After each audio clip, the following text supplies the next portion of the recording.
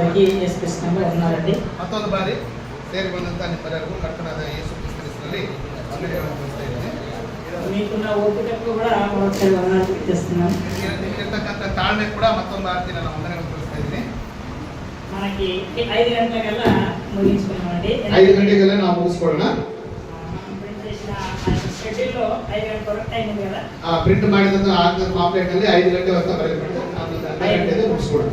సోదరులు ఇంతవరకు చక్కగా జ్ఞానానంద గారు గ్రంథం యొక్క హద్దుతోనే చక్కగా వారు మాట్లాడారండి. ಹೌದು, ಜ್ಞಾನಾನಂದ ಅವರು ಗ್ರಂಥದ ಪರಿಧಿಯಲ್ಲಿ ಇಟ್ಟುಕೊಂಡು ಅನೇಕ ವಿಷಯಗಳನ್ನು ಪ್ರಸ್ತಾಪ ಮಾಡಿದ್ರು. ವಿನೇ ಕೊದ್ದಿ అందరి నిద్ర మబ్బులు ఎగిరిపోయినాయి అనుకుంటాను నేను. ಕೇಳ್ತಾ ಇದ್ರೆ ಎಲ್ಲರೂ ನಿದ್ದೆಗೆ ಇರ್ತಕ್ಕಂಥವ್ರು ಕೂಡ ನಿದ್ದೆ ಆರೋಗ್ಯ ಎಂಬುದಾಗಿ ತಿಳ್ಕೊಂತೀನಿ. ఇప్పుడు ముందున్నటువంటి పాఠము ఉదయం మనం మాట్లాడుకున్న దాంట్లో 4 పిల్లర్స్ ఉన్నాయి దేవత్వమైన పాఠానికి అని చెప్పాను. అందులో 3 చెప్పాను, ఒకటి మిగిలింది. ఏం బ్యాలెన్స్ ఉంది? ಬೆಳಗಿನ ಜಾವದಲ್ಲಿ ಆ ದೇವತ್ವಕ್ಕೆ 4 ಪಿಲ್ಲರ್ಸ್ ಇದೆ, ಅದರಲ್ಲಿ 3 ಹೇಳಿದೆ. ಉಳಿದಂತ ಒಂದು ಪಿಲ್ಲರ್ ಅನ್ನು ನಾವು ಇವಾಗ ಆಲೋಚನೆ ಮಾಡೋಣ. ಅದು ಯಾವುದು ಅಂತ ಹೇಳಿದ್ರೆ ಆರಾಧನೆ. ಯಾರನ್ನು ಆರಾಧಿಸಬೇಕನ್ನುವಂತ ಆ ಪಿಲ್ಲರ್ ಬಗ್ಗೆ ನಾವು ಆಲೋಚನೆ ಮಾಡೋಣ. ಆ 3 ಸಂಗತಿಗಳನ್ನು చెప్తారు ఒకసారి. ಆ 3 ಸಂಗತಿ ಬೆಳಗ್ಗೆ ಡಿಸ್ಕಸ್ ಮಾಡಿದಂತ ಆ 3 ಸಂಗತಿಗಳನ್ನು ಒಂದು ಬಾರಿ ನೀವು ಹೇಳಿದ್ರೆ ನಾವು ಮುಂದಕ್ಕೆ ಹೋಗೋಣ. ದೇವತ್ವಂ ಗಲವಾರು 3 ವ್ಯಕ್తులు ఎలా ఉన్నారు? ದೇವತ್ವಗಳಂತ 3 ವ್ಯಕ್ತಿಗಳು ಯಾವ ರೀತಿಯಾಗಿದ್ದಾರೆ? ಬೇರೆ ಉన్నారు, ಬೇರೆ ಆಗಿದ್ದಾರೆ. రెండవది ఎవరు గొప్పవారు? ಎರಡನೇ ಸಂಗತಿ ಏನಂತ ಹೇಳಿದ್ರೆ ಈ ದೈವತ್ವ ಉಳ್ಳಂತ ಈ 3 ವ್ಯಕ್ತಿಗಳಲ್ಲಿ ಯಾರು ದೊಡ್ಡವರು? తండ్రి గొప్పవాడని మనం విన్నాము. ತಂದೆ ದೊಡ್ಡವನು ಎಂಬುದಾಗಿ ನಾವು ಕೇಳಿದ್ದೇವೆ. మన దేవుడుగా ఉన్నది ఎవరు? ಮೂರನೇ ಸಮಾಚಾರ ಏನಪ್ಪ ಅಂದ್ರೆ ನಮಗೂ ದೇವರಾಗಿರ್ತಕ್ಕಂಥ ಯಾರು ಅನ್ನೋದು. ఇప్పుడు నాలుగవది మనం ఎవరిని ఆరాధించాలి లేక మన ఆరాధన ಮಾಡ್ತೇವೆ. ನಾಲ್ಕನೇ ಸಂಗತಿ ಏನಂತ ಹೇಳಿದ್ರೆ ನಾವು ಯಾರನ್ನು ಆರಾಧಿಸಬೇಕು ಅನ್ನೋದು. ఇక్కడ చాలా పరిస్థితులు ఎలా ఉన్నాయంటే ఎక్కువగా మనం ఇంతసేపు పెట్టినటువంటి మన యొక్క ఆలోచనకి పెట్టినటువంటి సమయం కంటే దీనికి ఎక్కువ సమయం లేదు కాబట్టి కొద్దిగా మీరు ఏకాగ్రత ఎక్కువ పెట్టాలని కోరుకుంటున్నాను. ನಮಗೆ ಸಮಯ ಈ ವಿಷಯವಾಗಿ ಹೇಳಿಕ್ಕೆ ಸಮಯ ಸ್ವಲ್ಪ ಕಡಿಮೆ ಇರೋದ್ರಿಂದ ಏಕಾಗ್ರತೆ ಸ್ಥಿರಚಿತ್ತವನ್ನು ಈ ವಿಷಯದ ಮೇಲೆ ಇಡಬೇಕೆಂಬುದಾಗಿ ನಿಮ್ಮಲ್ಲಿ ಮನವಿ ಮಾಡ್ತೇವೆ. సమయం ఎక్కువ ఉన్నప్పుడు మనం కొంచెం ఇది వినట్టున్నా ఏదో ఒక చూడమని పట్టుకోవచ్చు. ಟೈಮ್ ಬಹಳ ಇರಬೇಕಾದ್ರೆ ನಾವು ಕೆಲವೊಂದು ಸಂದರ್ಭ ಕೇಳಿ ಬಿಡ್ತಾ ಇದ್ರು, ಯಾವುದೋ ಒಂದು ಸಂದರ್ಭದಲ್ಲಿ ಅದನ್ನು ಹಿಡ್ಕೋಬಹುದು. సమయము కొద్దిగా ఉంది కాబట్టి మీరు ఏ ఒక చిన్న పాయింట్ వదిలేసినా అసలు సంగతి మర్చిపోయే ప్రమాదం. ಸಮಯ ನಮಗೆ ಬಹಳ ಕಡಿಮೆ ಇರೋದ್ರೆ ಯಾವುದೋ ಒಂದು ಚಿಕ್ಕ ಪಾಯಿಂಟ್ ನೀವು ಮಿಸ್ ಮಾಡಿಕೊಂಡ್ರು ಆ ವಿಷಯ ನಿಮಗೆ ದೂರ ಆಗುವಂತ ಅವಶ್ಯಕತೆ ಇದೆ. ఆరాధన అంటే చాలా మంది దానికి రకరకాల నిర్వచనం ఇస్తా ఉన్నారు. ಆರಾಧನೆ ಅನ್ನೋದಕ್ಕೆ ಅನೇಕ ಜನರು ನಾನಾ ವಿಧವಾದಂತ ಅರ್ಥಗಳನ್ನು ಕೊಡ್ತಾ ಇದ್ದಾರೆ. మొక్కడం ఆరాధన అని చెప్పారు. ಕೈ ಮುಗಿಯುವುದು ಆರಾಧನೆ ಎಂಬುದಾಗಿ ಹೇಳ್ತಾರೆ. మరికొంతమంది సాగిల పడితే ఆరాధన, సాష్టాంగ పడితే. ಇನ್ನು ಕೆಲವರು ಹೇಳ್ತಾರೆ ಅಡ್ಡ ಬೀಳುವುದು ನಮ್ಮ ಆರಾಧನೆ ಎಂಬುದಾಗಿ ಕೆಲವರು ಅಭಿಪ್ರಾಯ ಪಡ್ತಾರೆ. గౌరవించడము పూజించడం ఆరాధన అన్నారు. ಗೌರವಿಸುವುದು ಅಥವಾ ಪೂಜಿಸುವುದು ಆರಾಧನೆ ಎಂಬುದಾಗಿ ಇನ್ನು ಕೆಲವರು ಅಭಿಪ್ರಾಯ ಪಡ್ತಾರೆ. ఇలాగ యేసు ప్రభు వారిని చాలా మంది దారిలో వెళుతున్నప్పుడు ఆయనను సాగిల పడినట్టుగా లేఖనాలు తెలియజేస్తున్నాయి. ಈ ರೀತಿಯಾಗಿ ಯೇಸು ಕ್ರಿಸ್ತನು ದಾರಿಯಲ್ಲಿ ಹೋಗ್ತಾ ಇರಬೇಕಾದ್ರೆ ಅನೇಕ ಜನರು ಬಂದು ಅಡ್ಡ ಬಿದ್ದ ಹಾಗೆ ನಾವು ಹೊಸ ಒಡಂಬಡಿಕೆ ನೋಡ್ತೇವೆ. కొండ మీద ప్రసంగంలో కుష్ఠరోగి ఆయనకు సాగిల పడ్డాడు. ಆ ಬೆಟ್ಟದ ಮೇಲೆ ಪ್ರಸಂಗ ಮಾಡಬೇಕಾದ್ರೆ ಒಬ್ಬ ಕುಷ್ಠರೋಗಿ ಬಂದು ಯೇಸು ಕ್ರಿಸ್ತನಿಗೆ ನಮಸ್ಕಾರ ಮಾಡಿದ. ఇలాంటి పదాలన్నీ తీసుకొని ఇంగ్లీష్ లో అదే ప్లేస్ లో వర్షిప్ అనే పదం వాడబడింది. ಎಡ್ಡ ಬಿದ್ದರು ಎಂಬ ಸ್ಥಳದಲ್ಲಿ ಆಂಗ್ಲ ಅನುವಾದದಲ್ಲಿ ವರ್ಷಿಪ್ ಎಂಬ ಶಬ್ದವನ್ನು ಟ್ರಾನ್ಸ್ಲೇಟ್ ಮಾಡಿದ್ದಾರೆ. అపవాదికి ఇలాంటి సూత్రాలే కావాలా? సైతానిగా ఇంಥ సూత్రಗಳೇ ಬೇಕು. ఇలాంటి సూత్రాలు తీసుకొని ఏం చేస్తారంటే దేవుని యొక్క ఔన్నత్యం పైన దాడి చేసి దేవునికి చెందాల్సిన ఘనత మరొకరికి ట్రాన్స్ఫర్ చేస్తారు. ಇಂಥ ಸೂತ್ರಗಳನ್ನೇ ಆ ಸೈತಾನನು ಅಸ್ತ್ರವಾಗಿ ಬಳಸಿಕೊಂಡು ದೇವರಿಗೆ ಸಲ್ಲಬೇಕಾದಂತ ಘನತೆ ಮಹಿಮೆಯನ್ನು ಇನ್ನೊಬ್ಬರಿಗೆ ಸಲ್ಲಿಸುವ ವಿಧಾನದಲ್ಲಿ ಮಾಡ್ತಾರೆ. స్తుతించడం వేరు, ఆరాధించడం వేరు. స్తుతిಸುವುದು ಬೇರೆ, ಆರಾಧಿಸುವುದು ಬೇರೆ. ఒక వ్యక్తి బాగా మంచి పని చేశాడని ముఖం మీద పొగడడం, ముఖస్తుతి చేయడం. ಒಬ್ಬ ವ್ಯಕ್ತಿ ಒಳ್ಳೆ ಕೆಲಸ ಮಾಡಿದ್ರೆ ಅದನ್ನ ನಾವು ಸ್ತುತಿಸ್ತೀವಿ, ಮುಖ ಸ್ತುತಿ ಮಾಡ್ತೀವಿ, ಅದು ಸ್ತುತಿ ಮಾಡೋದು. దేవుడు చేసిన ఉపకారాలను బట్టి, ఆయన చేసిన మేలులను బట్టి ఆయనను పొగడడం, స్తుతించడం. ದೇವರು ಮಾಡಿದಂತ ಒಳ್ಳೆ ಕೆಲಸಗಳಿಗಾಗಿ, ಮಹೋಪಕಾರಗಳಿಗಾಗಿ ಅದನ್ನು ಕೀರ್ತಿಸುವುದು, ಸ್ತುತಿಸುವುದು ಅದು ಒಂದು ವಿಧಾನ. సంతానం ఇచ్చడానికి స్తుతిస్తుంటాం, ఉద్యోగాలు ఇచ్చడానికి రకరకాలుగా స్తుతిస్తుంటాం. ಸಂತಾನ ಭಾಗ್ಯ ಕೊಟ್ಟಿದ್ದಾನೆ, ಉದ್ಯೋಗ ಕೊಟ್ಟಿದ್ದಾನೆ, ಬೇರೆ ಬೇರೆ ವಿಷಯಗಳಿಗೆಲ್ಲ ನಾವು ದೇವರನ್ನು ಸ್ತುತಿಸ್ತೇವೆ. ఆరాధన ఇలాంటిది కాదు. ಆರಾಧನೆ ಅಂದ್ರೆ ಅಂತದ್ದಲ್ಲ. లోకంలో వినబడుతున్నట్టుగా మొక్కడమే ఆరాధన అయితే మనం ఆదివారం ఇక్కడ 2 గంటలు కూర్చోవాల్సిన అవసరం లేదు. మరి ಕೈ ಮುಗಿಯೋದು ಅಡ್ಡ ಬೀಳೋದೇ ಆರಾಧನೆ ಅಂತ ಹೇಳಿದ್ರೆ ಪ್ರತಿ ಭಾನುವಾರ 2 ಗಂಟೆ ಸಭೆಯಾಗಿ ಸೇರಿಕೊಳ್ಳೋದ್ರೆ ಅರ್ಥ ಇರಲ್ಲ. ఆరాధన అంటే మొక్కడమే అంటే మనం డైరెక్ట్ గా చెప్పులు చేసేసి అలా పడుకొని వెళ్ళిపోతే ఆరాధన అయిపోయినట్టు వాళ్ళు చెప్పినట్టు. ಒಂದು ವೇಳೆ ಆರಾಧನೆ ಅಂದ್ರೆ ಬರೀ ಅಡ್ಡ ಬೀಳೋದಾದ್ರೆ ನಾವು ಇಲ್ಲಿ ಬಂದು ಚಪ್ಪಲಿ ಬಿಟ್ಟು ಇಲ್ಲಿ ಅಡ್ಡ ಬಿದ್ದು 5 ನಿಮಿಷ ಎದ್ದು ಹೋದ್ರೆ ಆರಾಧನೆ ಮುಗ್ದಂಗ ಆಗುತ್ತೆ. అది కాదు, దేవుడు కోరుకున్న ఆరాధన వేరు, లోకంలో వినబడుతున్న ఆరాధన వేరు. ದೇವರು ಅಪೇಕ್ಷೆ ಪಟ್ಟಂತ ಆರಾಧನೆ ಬೇರೆ, ಲೋಕದಲ್ಲಿ ನಡೀತಾ ಇರ್ತಕ್ಕಂಥ ಆರಾಧನೆ ಬೇರೆ ಆಗಿದೆ. దేవుడు 3 యుగాల్లో ఆరాధించబడుతున్నాడని ఇందాక సోదరులు చెప్పారు. 3 ಯುಗಗಳಲ್ಲಿ ಕೂಡ ದೇವರು ಆರಾಧಿಸಲ್ಪಡ್ತಾ ಇದ್ದಾನೆ ಎಂಬುದಾಗಿ ಸಹೋದರ ಇಲ್ಲಿವರೆಗೆ ಹೇಳಿದರು. 3 యుగాల్లో కూడా ఒకే వ్యక్తి దేవుడిగా పిలువబడుతున్నాడు, ఒకే వ్యక్తి ఆరాధన పొందుతున్నాడు. 3 ಯುಗಗಳಲ್ಲಿ ಕೂಡ ಒಬ್ಬನೇ ವ್ಯಕ್ತಿ ದೇವರಾಗಿ ಕರೆಯಲ್ಪಡ್ತಿದ್ದಾನೆ, ಒಬ್ಬ ವ್ಯಕ್ತಿ ಆರಾಧಿಸಲ್ಪಡ್ತಾ ಇದ್ದಾನೆ. ಅರ್ಥ ಆಗ್ತಾ ಇದೆಯಾ? సమయాన్ని ఆలోచనలో చేసుకుని దీన్ని మీ కంక్లూజన్ గా సింపుల్ గా చెప్పాలనుకుంటున్నాను. సమయ కడిమೆ ಇರೋದ್ರಿಂದ ನಾನು ಸ್ವಲ್ಪ ಫಾಸ್ಟ್ ಆಗಿ ಹೇಳ್ತೀನಿ, ನೀವು ಕ್ಯಾಚ್ ಮಾಡಿ. ఇక్కడ కొంతమంది ఏం చేస్తున్నారంటే బైబిల్ దగ్గరికి వచ్చి కొంతమంది చేసి దాన్ని చూసి చేయాలని సిద్ధపడుతున్నారు. ಕೆಲವರು ಬೈಬಲ್ ಕಡೆಗೆ ಬಂದು ಕೆಲವರು ಮಾಡಿದ್ದನ್ನು ನೋಡಿ ನಾವು ಮಾಡಬೇಕೆಂಬುದಾಗಿ ತಮ್ಮನ್ನು ತಾವು ಸಿದ್ಧಪಡಿಸಿಕೊಳ್ತಾರೆ. అది ఒక తూర్పు దేశపు జ్ఞానులు యేసుప్రభువుని ఆరాధించారు, నేను చూసిన, నేను నేర్చుకున్నా, నేను ఆరాధిస్తా. ಐಗೋ ಮೂಡಣ ದೇಶದ ಜ್ಞಾನಿಗಳು ಬಂದು ಯೇಸು ಕ್ರಿಸ್ತನ ಆರಾಧಿಸಿದ್ರು, ಅದನ್ನು ನೋಡಿದ್ರೆ ನಾನು ಆ ರೀತಿ ಮಾಡ್ತೀನಿ ಅಂತ ಹೇಳ್ತಾರೆ. తూర్పు దేశపు జనులు వచ్చినటువంటి జ్ఞానులు యేసుప్రభువుని ఆరాధించినట్టుగా లేఖనంలో లేదా అంటే ఉంది. ಮೂಡಣ ದೇಶದ ಜ್ಞಾನಿಗಳು ಬಂದು ಯೇಸು ಕ್ರಿಸ್ತನ ಆರಾಧಿಸ್ತಾರ ಇಲ್ವಾ ಅಂತ ಹೇಳಿದ್ರೆ ದೇವರ ವಾಕ್ಯದಲ್ಲಿ ಇದೆ ಅಂತಿದ್ರೆ ಇದೆ. ఆ అధ్యాయంలో మనం మత్తయి సువార్తలో దాన్ని చూస్తాం. వాళ్ళు వచ్చి ఏం చేశారంటే ప్రభువుల కార్యక్రమం, రొట్టె ద్రాక్షరసం, ఈ 5 కార్యాలు చేశారా? ಅವರು ಅಲ್ಲಿ ಬಂದು ಕರ್ತನ ಭೋಜನ ಕಾರ್ಯಕ್ರಮ, ರೊಟ್ಟಿ ಮುರಿದಾಗಿ, ಹಾಡುಗಳಾಗೋದಾಗ್ಲಿ, ಈ ಆರಾಧನೆ ಎಂಬುದಾಗಿ ಹೇಳಿದಂತ 5 ಅಂಶಗಳನ್ನು ಮಾಡಿದ್ರಾ? ಇಲ್ಲ, ಇಲ್ಲ, చేయలేదు. అంటే ಅವ್ರು ಮಾಡಿಲ್ಲ. వారు తూర్పు దేశపు జ్ఞానులు చేశారు కాబట్టి నేను చేస్తాను అనేది కొత్త నిబంధన చట్టం కాదు. ಮೂಡಣ ದೇಶದ ಜ್ಞಾನಿಗಳು ಮಾಡಿದ್ದಾರೆ, ನಾನು ಮಾಡ್ತೀನಿ ಅನ್ನೋದು ಹೊಸ ಒಡಂಬಡಿಕೆಯ ಕಾನೂನಲ್ಲ. యేసుక్రీస్తు మత్తయి సువార్త 28 అధ్యాయము 20లో ఏమన్నాడంటే, నేను మీకు ఏ సంగతులు ఆజ్ఞాపించుకున్నో వాటన్నిటినీ గైకొనవలెనని వారికి బాప్తిసం పొందిన వారికి బోధించండి అని చెప్పి చెప్పాడు. ಮತ್ತಾಯ ಸುವಾರ್ತೆ 28 ವರ್ಷದಲ್ಲಿ ಕರ್ತನಾದ ಯೇಸು ಕ್ರಿಸ್ತ ಹೇಳುತ್ತಾ, ನಾನು ನಿಮಗೆ ಹೇಳಿದಂತ ಅವುಗಳೆಲ್ಲ ಕೈಗೊಂಡು ನಡೆಯುವುದಕ್ಕೆ ದೀಕ್ಷಾಸ್ನಾನ ಹೊಂದಿದವರಿಗೆ ಆಜ್ಞಾಪಿಸಲೆಂಬುದಾಗಿ ಹೇಳಲೆಂಬುದಾಗಿ ಕರ್ತನಾದ ಯೇಸು ಕ್ರಿಸ್ತನು ಆರೋಹಣ ಆದನು. నేను మీకు ఆజ్ఞాపించింది చేయండి అన్నాడు తప్ప మీకు ఏదైనా నచ్చితే చేయమని చెప్పలేదు. ನಾನು ನಿಮಗೆ ಆಜ್ಞಾಪಿಸಿದ್ದನ್ನೆಲ್ಲ ಮಾಡಬೇಕುದಾಗಿ ಹೇಳಿದಾಗ ನಿಮ್ಮ ಮನಸ್ಸಿಗೆ ಬಂದಿದ್ದೆಲ್ಲ ಮಾಡಬೇಕುದಾಗಿ ಕರ್ತನಾದ ಯೇಸು ಕ್ರಿಸ್ತ ಹೇಳಿಲ್ಲ. తూర్పు దేశపు జ్ఞానులు మొట్టమొదటిగా వాళ్ళు పితరులు కాదు. ಆ ಮೂಡಣ ದೇಶದ ಜ್ಞಾನಿಗಳು ಯಾರು ಬಂದಿದ್ರಲ್ಲ ಅವರು ಪಿತೃಗಳಲ್ಲ. రెండవదిగా వాళ్ళు ఇశ్రాయేలీయులు కాదు. ಅವರು ಇಸ್ರಾಯೇಲರಲ್ಲ. ధర్మశాస్త్ర సంబంధులు కాదు. ಧರ್ಮಶಾಸ್ತ್ರ ಸಂಬಂಧಿಗಳು ಅವರಲ್ಲ. మూడవది క్రైస్తవులు కాదు. ಅವರು ಮೂರನೇದಾಗಿ ಕ್ರೈಸ್ತರು ಕೂಡ ಅಲ್ಲ. నాలుగవది ప్రవక్తలు కాదు. ನಾಲ್ಕನೇದಾಗಿ ಅವರು ಪ್ರವಾದಿಗಳಲ್ಲ. వారిని మనం ఎలా తీసుకోవాలి మాదిరిగా? ಅವರನ್ನು ನಾವು ಯಾವ ರೀತಿಯಾಗಿ ಮಾಡೆಲ್ ಆಗಿ ಮಾದರಿಯಾಗಿ ತಗೋಬೇಕು? అది దాని ఉద్దేశం ఏంటంటే అపవాది ఆ వర్షిప్ అనే పదాన్ని ఆధారం చేసుకుని తప్పుదోవ పట్టించి దేవుని అవమానాన్ని దెబ్బతీయడానికి ప్రయత్నిస్తాడు. ಸೈತಾನನು ಅಲ್ಲಿರ್ತಕ್ಕಂಥ ಸಂದರ್ಭವನ್ನು ಆಧಾರ ಮಾಡಿಕೊಂಡು ಮನುಷ್ಯರನ್ನ ತಪ್ಪು ದಾರಿಯಲ್ಲಿ ನಡೆಸ್ತಾ ಇದ್ದಾನೆ.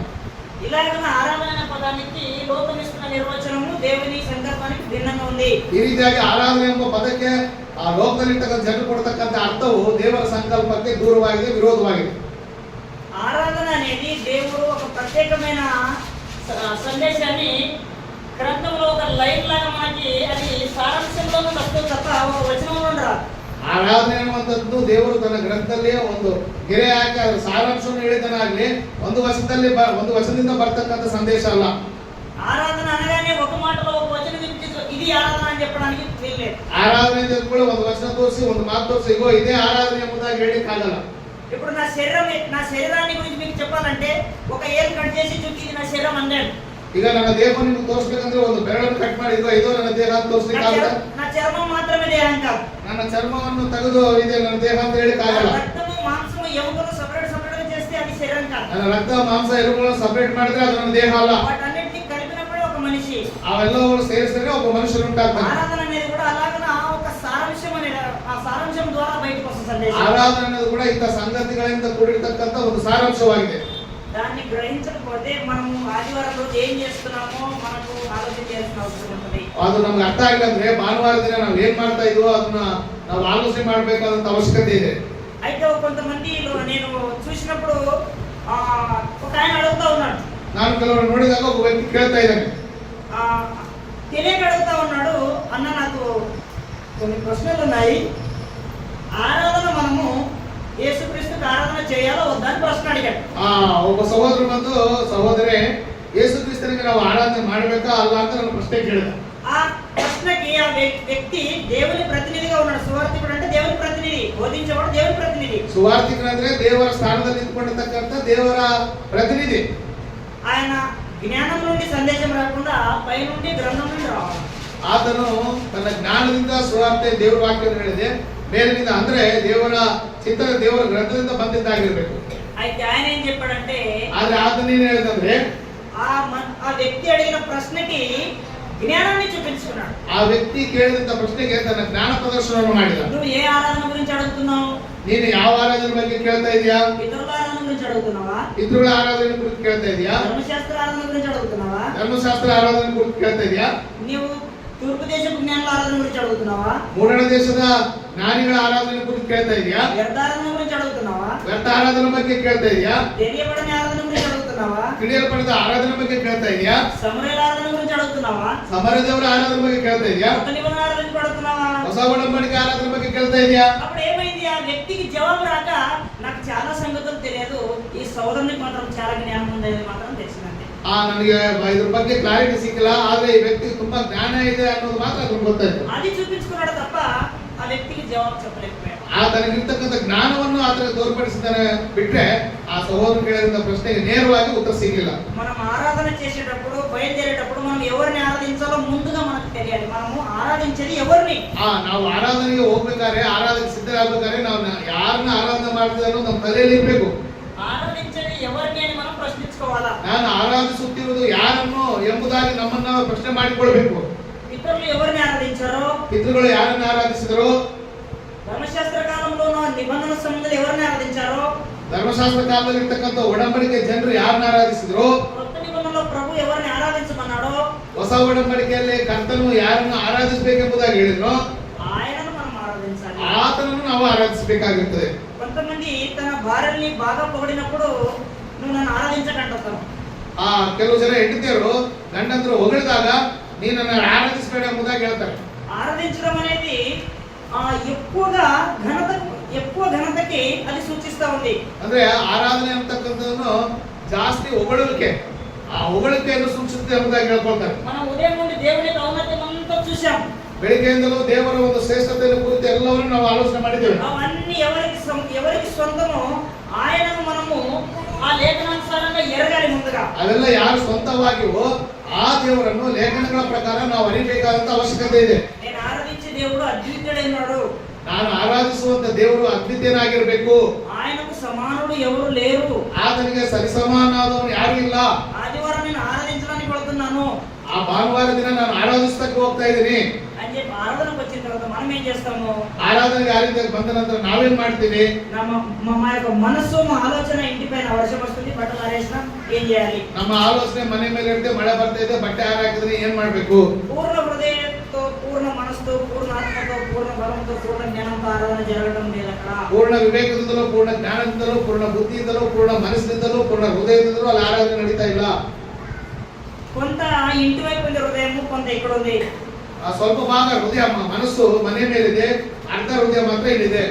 మా హృదయము పూర్తిగా దేవుని పైన కేంద్రీకరించబడాలా. ಆರಾಧನೆಯಲ್ಲಿ ಹೃದಯವು, ಮನಸ್ಸು ಅನ್ನೋದು ಪೂರ್ತಿಯಾಗಿ ದೇವರ ಮೇಲೆ ಕೇಂದ್ರೀಕೃತವಾಗಿರ್ಬೇಕು. మా దేవుడు ఎవరో ముందు కన్ఫర్మ్ కావాలని, నేను యేసుప్రభువుని ఆరాధిస్తున్నా, పరిశుద్ధాత్మను ఆరాధిస్తున్నా, ముగ్గురిని ఆరాధిస్తున్నా అంటే నీ ఆరాధికుడు ఎవరో ముందు నువ్వు గుర్తించాలా. ತಂದೆಯ ದೇವರನ್ನು, ಮಗನಾದ ಯೇಸು ಕ್ರಿಸ್ತನ ಪವಿತ್ರಾತ್ಮ ಎಲ್ಲರೂ ಸೇರಿ ನಾನು ಆರಾಧನೆ ಮಾಡ್ತೀನಿ ಅಂದ್ರೆ ನೀನು ಯಾರನ್ನ ಆರಾಧನೆ ಮಾಡ್ತಾ ಇದ್ದೀವಿ ಮೊದಲು ತಿಳ್ಕೋಬೇಕು. నపుంసకుడు ఆరాధించడానికి వస్తున్నాడు, ఆయన మనసులో ఎవరున్నారో ఆయనకు తెలుసు. ನಪುಂಸಕನು ಆರಾಧನೆ ಮಾಡ್ಲಿಕ್ಕೆ ಹೋಗಿದ್ದಾನೆ, ಯೆರೂಸಲೇಮಿಗೆ. ಆತನ ಮನಸ್ಸಿನಲ್ಲಿ ಯಾರಿದ್ದಾರೋ ಆತನಿಗೆ ಗೊತ್ತು. ఆయన ఏ నిబంధన ప్రకారంగా ఆరాధన చేయాలో ఆయనకు తెలుసు. ಯಾವ ಒಡಂಬಡಿಕೆ ಅನುಗುಣವಾಗಿ ಆರಾಧನೆ ಮಾಡಬೇಕು ಆತನಿಗೆ ಗೊತ್ತು. ఈ రోజు ఆదివారం రోజు మనకు ఆరాధన సమయము ఫలానా టైం ఉంది అంటే మనం ఏం చేస్తాము? బైబిల్ తీసుకొని మనం ఆరాధించడానికి వెళ్తున్నామని సిద్ధపడతాము, ఆదివారం వస్తాం. ಪ್ರತಿ ಭಾನುವಾರ ಸಭೆಯಲ್ಲಿ ಇಷ್ಟು ಗಂಟೆಗೆ ಆರಾಧನೆ ಇರ್ತಂದ್ರೆ ನಾವು ರೆಡಿ ಆಗಿ ಬೈಬಲ್ ಹಿಡ್ಕೊಂಡು ಆರಾಧನೆಗೆ ಸಿದ್ಧರಾಗ್ತೀವಿ. శనివారం వస్తే నపుంసకుడు బయలుదేరతాడు, ಶನಿವಾರ ದಿನ ನಪುಂಸಕನು ಹೊರಟೋಗ್ತಾನೆ. ఆదివారం వస్తే మనం బయలుదేరతాము. ಭಾನುವಾರ ದಿನ ಕ್ರೈಸ್ತರಾದ ನಾವು ಹೊರಟು ಬರ್ತೀವಿ. మనకు దేవుడు ఎవరో మనకు తెలిసి, మన నిబంధన ఏంటో మనకు తెలిసి, ನಮ್ಮ ದೇವರು ಯಾರೋ, ನಮ್ಮ ಒಡಂಬಡಿಕೆ ಏನೋ ನಮ್ಗೆ ಗೊತ್ತಾಗಿ, అప్పుడు నిబంధనలో మనము జరిగించాల్సినటువంటి ఆ క్రమాన్ని ఎరగాల. ಆ ಒಡಂಬಡಿಕೆಯಲ್ಲಿ ನಡೆಸಬೇಕಾದಂತ ಕ್ರಮವನ್ನು ನಾವು ಮೊದಲು ತಿಳ್ಕೋಬೇಕು. మనం జరిగించే 5 క్రమాలు మనందరికీ తెలిసినట్టుగా ప్రతి ఆదివారం మనం చేస్తూ ఉంటాం. ಆರಾಧನೆಯಲ್ಲಿ ನಮಗೆಲ್ಲರೂ ಗೊತ್ತಿರುವ ಹಾಗೆ 5 ಅಂಶ ಕ್ರಮಗಳು ನಮಗೆ ಹೊಸ ಒಡಂಬಡಿಕೆಯಲ್ಲಿ ಹೇಳಲ್ಪಟ್ಟಿವೆ. ప్రతి ఆదివారం ఈ 5 క్రమాన్ని మనం జరిగిస్తూ ఉంటాం. ಪ್ರತಿ ಭಾನುವಾರ ಈ 5 ಅಂಶಗಳನ್ನು ನಾವು ಆರಾಧನೆಯಲ್ಲಿ ಸಭೆಯಾಗಿ ಸೇರಿಕೊಂಡು ಮಾಡ್ತಾ ಇರ್ತೀವಿ. మేము యేసు ప్రభువును కూడా ఆరాధిస్తామనే వాళ్ళు కూడా ఈ 5 చేస్తారు. కొత్తది ఏం ನಾನು చేయరు. ಕರ್ತನಾದ ಯೇಸು ಕ್ರಿಸ್ತನನ್ನು ಕೂಡ ಆರಾಧನೆ ಮಾಡ್ತಾರೆ ಅನ್ನೋರು ಕೂಡ ಇದೇ 5 ಕಾರ್ಯಕ್ರಮಗಳನ್ನೇ ಮಾಡ್ತಾರೆ. ఆరాధించేటప్పుడు ముందుగా దేవునికి మనుషులకి మధ్యవర్తి ఉండాలా. ಆರಾಧಿಸಬೇಕಾದ್ರೆ ಮೊದಲು ದೇವರಿಗೂ ಮನುಷ್ಯರಿಗೂ ಮಧ್ಯವರ್ತಿ ಇರುವಂತ ಅವಶ್ಯಕತೆ ಇದೆ. అతన్ని ప్రధాన యాజకుడు అంటారు. ಆತನನ್ನು ಪ್ರಧಾನ ಯಾಜಕನು ಹಿರಿಯ ಯಾಜಕನೆಂಬುದಾಗಿ ಕರೀತಾರೆ. ఈ ప్రధాన యాజకుడు ద్వారా పంపించేది ఆరాధన అయితే తప్ప మరొక విధంగా ఆరాధన కాదు. ಪ್ರಧಾನ ಯಾಜಕನ ಮೂಲಕ ಕಳಿಸಲ್ಪಡುವುದು ಆರಾಧನೆ ಎಂಬುದಾಗಿ ಕರೆಯಲ್ಪಡುತ್ತದೆ. ಮತ್ತೊಂದು ಆರಾಧನೆಯಾಗಿ ಪರಿಗಣಿಸಲ್ಪಡುವುದಿಲ್ಲ. కొంతమంది ప్రధాన యాజకుడు యేసుక్రీస్తుని కూడా మేము ఆరాధిస్తున్నాం, అదే సమయంలో దేవుడిని ఆరాధిస్తున్నాం అంటున్నారు. ಕೆಲವರು ಹೇಳ್ತಾರೆ ಪ್ರಧಾನ ಯಾಜಕನನ್ನು ಆರಾಧಿಸ್ತೀವಿ, ಆ ಪ್ರಧಾನ ಯಾಜಕನ ಮೂಲಕ ದೇವರನ್ನು ಕೂಡ ಆರಾಧಿಸ್ತೀವಿ ಅಂತ ಹೇಳ್ತಾರೆ. అప్పుడు నేను అన్నాను, బ్రదర్ మీరు ప్రధాన యాజకుడు ఎవరో తెలుసా? ఆయన కూడా దేవతంగా ఒక దేవుడే కదా. ಬ್ರದರ್ ಪ್ರಧಾನ ಯಾಜಕನಂತ ಯೇಸು ಕ್ರಿಸ್ತನು ಕೂಡ ದೇವತ್ವ ಅಂತ ಒಬ್ಬ ದೇವರಲ್ಲ. అలాగే తండ్రి దేవుడు కూడా దేవుడే కదా. ಹಾಗಾದ್ರೆ ತಂದೆಯಾದ ದೇವರು ಕೂಡ ದೇವರಲ್ವಾ? ఇద్దరు దేవుడిని ఆరాధిస్తే బహుదేవత ఆరాధన అవుతుంది కదా. ಇಬ್ಬರನ್ನು ಆರಾಧನೆ ಮಾಡಿದ್ರೆ ಬಹುದೇವತೆ ಆರಾಧನೆ ಆಗುತ್ತಲ್ಲ. బహుదేవత ఆరాధన గ్రంథం ఒప్పుకుంటుందా? ಬಹುದೇವತೆ ಆರಾಧನೆಯನ್ನು ದೈವಗ್ರಂಥ ಆಮೋದನೆ ಮಾಡುತ್ತಾ? లేదు. ಒಪ್ಪುವುದಿಲ್ಲ. నిరంతరం ఉండే దేవుణ్ణి, నిరంతరం ఉండే ప్రధాన యాజకుడు ద్వారా నరుడు ఆరాధించేవాడే ఉంటాడు. ನಿರಂತರವಾಗಿರ್ತಕ್ಕಂಥ ದೇವರನ್ನು, ನಿರಂತರವಾಗಿರ್ತಕ್ಕಂಥ ಪ್ರಧಾನ ಯಾಜಕನಾದ ಯೇಸು ಕ್ರಿಸ್ತನ ಮೂಲಕ ನರಮನುಷ್ಯನು ಆರಾಧನೆ ಮಾಡಬೇಕಾದಂತ ಅವಶ್ಯಕತೆ ಇದೆ. ఆరాధనలో మనం వచ్చేటప్పుడు ఏమనుకుంటామంటే, కొన్నిసార్లు ప్రార్థనలో నా అప్పులు పోవాలి, నాకు పిల్లలు కొట్టాలి, నా సమస్యలు పోవాలని ఆదివారం రోజు ఈ భౌతికమైన వాటి గురించి మనం అడుగుతా ఉంటాం. ಅದು ಭಾನುವಾರ ದಿನ ಆರಾಧನೆ ಬಂದಾಗ ನನ್ನ ಸಾಲಗಳು ಹೋಗಬೇಕು, ಮಕ್ಕಳು ಇರಬೇಕು, ಚೆನ್ನಾಗಿರ್ಬೇಕು ಎಂಬುದಾಗಿ ಭೌತಿಕವಾದ ವಿಷಯಗಳನ್ನು ಅಪೇಕ್ಷೆ ಪಡ್ತಾ ಇರ್ತೀವಿ. ఇక్కడ కొంచెం ఆలోచించండి. ఒక ముఖ్యమంత్రి గారిని మనం పిలిచాం, సన్మానానికి అని పిలిచాం అనుకోండి. ಉದಾಹರಣೆಗೆ ಒಬ್ಬ ಮುಖ್ಯಮಂತ್ರಿಯನ್ನು ನಾವು ಸನ್ಮಾನಿಸಲಿಕ್ಕೆ ಕರೆದಿದ್ದೀವಿ ಅಂತ ತಿಳ್ಕೊಳ್ಳಿ. పిలిచిన తర్వాత నువ్వు నాకు ఈ డబుల్ బెడ్రూమ్ ఇల్లు ఇవ్వలేదు, నాకు పెన్షన్ ఇవ్వలేదు అని చెప్పి ఆయన అడగడం అవమానించడం. ಆ ವ್ಯಕ್ತಿಯನ್ನು ಕರೆದು ನನಗೆ ಡಬಲ್ ಫ್ಲಾಟ್ ಕೊಟ್ಟಿಲ್ಲ, ಪೆನ್ಷನ್ ಕೊಟ್ಟಿಲ್ಲ ಎಂಬುದಾಗಿ ಅದನ್ನು ಕುದುರಿಸಿ ಕೇಳಿದ್ರೆ ಆ ವ್ಯಕ್ತಿಯನ್ನು ನಾವು ಅವಮಾನ ಪಡಿಸಿದಂಗೆ ಆಗುತ್ತೆ. సన్మానం కాదని. ಅದು ಸನ್ಮಾನ ಅಲ್ಲ, ಅವಮಾನ. ఆదివారం ఆరాధన చేయడానికి వస్తున్నామని చెప్పి ఆరాధన చేయకుండా దేవుడిని నువ్వు నాకు అది ఇది అది ఇవ్వలేదు ఇది ఇవ్వలేదు అనడం అనేది అవమానించడం తప్ప ఆరాధించడం కాదు. ಭಾನುವಾರ ದಿನ ಆರಾಧನೆ ಬಂದು ದೇವರನ್ನ ಆರಾಧಿಸಿಬಿಟ್ಟು ದೇವರನ್ನ ನನಗೆ ಅದು ಕೊಟ್ಟಿಲ್ಲ ಇದು ಕೊಟ್ಟಿಲ್ಲ ಅಂತ ಹೇಳಿದ್ರೆ ದೇವರನ್ನ ಸನ್ಮಾನಿಸಿದಾಗ ಆರಾಧಿಸಿದಾಗಲ್ಲ ಅದನ್ನ ಅವಮಾನ ಪಡಿಸಿದಾಗೆ. అవి అడగడానికి 6 రోజులు ఉన్నాయి. ಅದನ್ನ ಕೇಳೋದಕ್ಕೆ ಮಿಕ್ಕ ದಿನಗಳಿವೆ. ಈಗ ఆదివారం దేవుని ఆరాధించడానికి పెట్టారు. ಅದು ವಾರದ ಮೊದಲನೇ ದಿನ ದೇವರನ್ನು ಆರಾಧಿಸಲಿಕ್ಕೆ ದೇವರು ಇಟ್ಟಿದ್ದಾರೆ. దేవుణ్ణి దేవునిగా ఆరాధించాలి. ದೇವರನ್ನು ದೇವರಾಗಿ ಆರಾಧಿಸಬೇಕು. తల్లిని తల్లిగా, తండ్రిని తండ్రిగా చూసే నీవు, ತಾಯಿಯನ್ನು ತಾಯಿಯನ್ನಾಗಿ, ತಂದೆಯನ್ನು ತಂದೆಯನ್ನಾಗಿ ನೋಡುವಂತ ನೀನು దేవునిని దేవునిగా ఎందుకు చూడలేకపోతున్నావు? ದೇವರನ್ನು ದೇವರಾಗಿ ಯಾಕೆ ನೋಡ್ತಾ ಇಲ್ಲ? అలాగే దేవుని దేవునిగా చూడకుండా నువ్వు వచ్చి ఆరాధన చేస్తే నీ ఆరాధన కాదు. ದೇವರನ್ನು ದೇವರಾಗಿ ನೋಡದೆ ಒಂದ್ ವೇಳೆ ನೀನು ಆರಾಧನೆ ಮಾಡದೆ ಅಂತ ಆರಾಧನೆ ಆಗ್ಲಿಕ್ಕೆ ಸಾಧ್ಯ ಇಲ್ಲ. పాత నిబంధనలో పరిశుద్ధ స్థలం, అతి పరిశుద్ధ స్థలం అని 2 ప్లేస్లు ఉంటాయి. ಹಳೆ ಒಡಂಬಡಿಕೆಯಲ್ಲಿ ಪರಿಶುದ್ಧ ಸ್ಥಳ ಮತ್ತು ಅತಿ ಪರಿಶುದ್ಧ ಸ್ಥಳ ಎಂಬ 2 ಭಾಗಗಳು ಇರ್ತವೆ. దీని యొక్క ఇది ఛాయ మాత్రమే, నిజ స్వరూపం కొత్త నిబంధనలో వేరుగా ఉంటది. ಅದು ಬರೀ ನೆರಳಾಗಿರುತ್ತೆ, ಅದರ ನಿಜವಾದಂತ ಅರ್ಥವು ಹೊಸ ಒಡಂಬಡಿಕೆಯಲ್ಲಿ ಇರ್ತದೆ. పాత నిబంధనలో పరిశుద్ధ స్థలము, కొత్త నిబంధనలో సంఘానికి గుర్తు. ಹಳೆ ಒಡಂಬಡಿಕೆ ಇರ್ತಕ್ಕಂಥ ಪರಿಶುದ್ಧ ಸ್ಥಳವು ಹೊಸ ಒಡಂಬಡಿಕೆಯಲ್ಲಿ ಇರ್ತಕ್ಕಂಥ ಸಭೆಗೆ ಸೂಚನೆ ಆಗಿದೆ, ಗುರುತಾಗಿದೆ. అతి పరిశుద్ధ స్థಳ దేవుని సన్నిధి పరలోకమునకు గుర్తుగా ఉంది. అతి పరిశుద్ధ స్థలము ప్రధాన మందు దేవుని నివాస స్థానమైనటువంటి పరలోకానికి గుర్తుగా ఉంది. అక్కడ ఉన్న అహరోను యాజకత్వం, ప్రధాన యాజకత్వము మన ప్రభువైన యేసుక్రీస్తు యొక్క ప్రధాన యాజకత్వానికి గుర్తుగా ఉంది. ಹಳೆ ಒಡಂಬಡಿಕೆಯಲ್ಲಿ ಇರ್ತಕ್ಕಂಥ ಆರೋನನ ಪ್ರಧಾನ ಯಾಜಕತ್ವವು ಹೊಸ ಒಡಂಬಡಿಕೆಯಲ್ಲಿ ಇರ್ತಕ್ಕಂಥ ಯೇಸು ಕ್ರಿಸ್ತನ ಪ್ರಧಾನ ಯಾಜಕತ್ವಕ್ಕೆ ಗುರುತಾಗಿರುತ್ತದೆ. ఇక్కడ 12 రొట్టెలు బల్ల ఉంటది. ఒకవైపు ఆరున, మరొక వైపు ఆరున రొట్టెలు పెడతారు. ప్రభు బల్లకు గుర్తుగా ఉంది. ಅಲ್ಲಿ 12 ರೊಟ್ಟಿಗಳು ಇರ್ತವೆ, ಒಂದ್ ಕಡೆ 6 ರೊಟ್ಟಿ, ಇನ್ನೊಂದು ಕಡೆ 6 ರೊಟ್ಟಿ ಇರ್ತವೆ. ಇದು ಹೊಸ ಒಡಂಬಡಿಕೆಯಲ್ಲಿ ಕರ್ತನ ನೇಜಿಗೆ ಗುರುತಾಗಿರುತ್ತದೆ. ఇక్కడ 7 దీప వృక్షం ఉంటది. ఒక దాంట్లో కొనేసి 7కి వెళ్ళిపోతాం. ఈ దీపము వెలుగులో వాళ్ళు పరిచయం చేస్తూ ఉంటారు. ಅಲ್ಲಿ ದೀಪಸ್ತಂಭ ಇರುತ್ತೆ, 7 ದೀಪಗಳು ಇರ್ತವೆ, ಒಂದರಲ್ಲಿ ಎಣ್ಣೆ ಹಾಕಿದ್ರೆ ಎಲ್ಲ ಹೋಗುತ್ತೆ. ಆ ಬೆಳಕಲ್ಲೇ ಅವ್ರು ಸೇವೆ ಮಾಡ್ತಾ ಇರ್ತಾರೆ. ఈ దీపముల ఈ వెలుగులో 7 దీపముల వెలుగులో యాజకుల పరిచర్య, ಈ 7 ದೀಪಗಳ ಬೆಳಕಿನಲ್ಲಿ ಯಾಜಕನ ಸೇವೆಯು కొత్త నిబంధనలో పరిశుద్ధాత్మ వెలుగులో పరిచర్య, ಹೊಸ ಒಡಂಬಡಿಕೆಯಲ್ಲಿ ಪವಿತ್ರಾತ್ಮನ ಬೆಳಕಿನಲ್ಲಿ ಸೇವೆಗೆ ಅದು ಗುರುತಾಗಿರುತ್ತದೆ. అలాగనే దాన్ని మరొక మాటలో చెప్పాలంటే కొత్త నిబంధన యొక్క వెలుగులో పరిచర్య, ಹೊಸ ಒಡಂಬಡಿಕೆಯ ಬೆಳಕಿನಲ್ಲಿ ಮಾಡತಕ್ಕಂಥ ಸೇವೆ ಎಂಬುದಾಗಿ ನಾವು ಪರಿಗಣಿಸಬಹುದು. అక్కడ ఉన్నటువంటి ఆహార క్రమము రాబోయే మెల్కిసెదెకు క్రమానికి కూడా గుర్తుగా ఉంది. ಅಲ್ಲಿರ್ತಕ್ಕಂಥ ಆರೋನ ಪ್ರಧಾನ ಯಾಜಕತ್ವವು ಬರ್ತಾ ಇರ್ತಕ್ಕಂಥ ಮೆಲ್ಕಿಸೆದೆಕನ ಕ್ರಮದ ಯಾಜಕರಾಗಿರ್ತಕ್ಕಂಥ ಯೇಸು ಕ್ರಿಸ್ತನ ಪ್ರಧಾನ ಯಾಜಕತ್ವಕ್ಕೆ ಗುರುತಾಗಿದೆ. ఇక్కడ ఉన్నటువంటి నిబంధన రాబోయే కొత్త నిబంధనకు గుర్తుగా ఉంది. ಹಳೆ ಒಡಂಬಡಿಕೆ ಇರ್ತಕ್ಕಂಥ ಆ ಒಡಂಬಡಿಕೆಯು ಬರುವಂತಿರ್ತಕ್ಕಂಥ ಹೊಸ ಒಡಂಬಡಿಕೆ ಗುರುತಾಗಿದೆ. ఇక్కడ ప్రతిరోజు వేయబడుతున్నటువంటి ధూపము రాబోయే కొత్త నిబంధనలో ప్రార్థనకు గుర్తుగా ఉన్నది. ಅಲ್ಲಿ ಹಾಕಲ್ಪಡ್ತಕ್ಕಂಥ ಪ್ರತಿದಿನದ ಆ ಧೂಪ ದ್ರವ್ಯವು ಹೊಸ ಒಡಂಬಡಿಕೆಯಲ್ಲಿ ಭಕ್ತರು ಮಾಡ್ತಕ್ಕಂಥ ಪ್ರಾರ್ಥನೆಗಳಿಗೆ ಗುರುತಾಗಿದೆ. ఇక్కడ ఉన్నటువంటి యాజకులు చేతులు కాళ్ళు కడుక్కొని బలులు అర్పిస్తూ ఉంటారు. అది రాబోయే దినాల్లో కొత్త నిబంధనలో బాప్తిస్మమునకు గుర్తుగా ఉంది. ಅಲ್ಲಿರ್ತಕ್ಕಂಥ ಯಾಜಕರು ಪ್ರತಿನಿತ್ಯ ತಮ್ಮ ಕೈಕಾಲು ಮುಖಗಳನ್ನು ತೊಳೆದುಕೊಂಡು ಬಲಿಗಳನ್ನು ಯಜ್ಞಗಳನ್ನು ಮಾಡ್ತಾ ಇದ್ದಾರೆ. ಅದು ಪರ್ವತ ದಿನಗಳಲ್ಲಿ ಹೊಸ ಒಡಂಬಡಿಕೆಯಲ್ಲಿ ಇರ್ತಕ್ಕಂಥ ದೀಕ್ಷಾಸ್ನಾನಕ್ಕೆ ಗುರುತಾಗಿದೆ.